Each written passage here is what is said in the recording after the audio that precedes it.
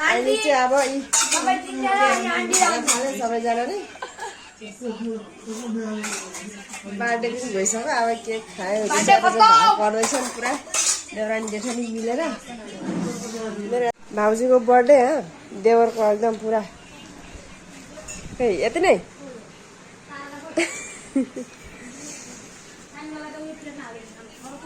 यता चाहिँ बच्चाहरू पुरा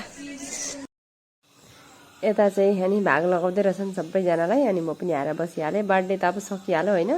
त्यसरी गरेको पनि होइन केकहरू पठाइदिएको रहेछ नि उसको साथीले अनि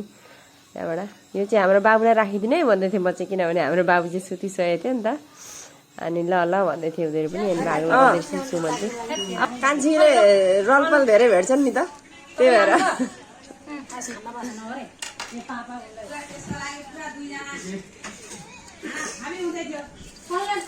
मेरो चाहिँ हेर्नु टिका लगाइदिएर सानीमा है त्यही भएर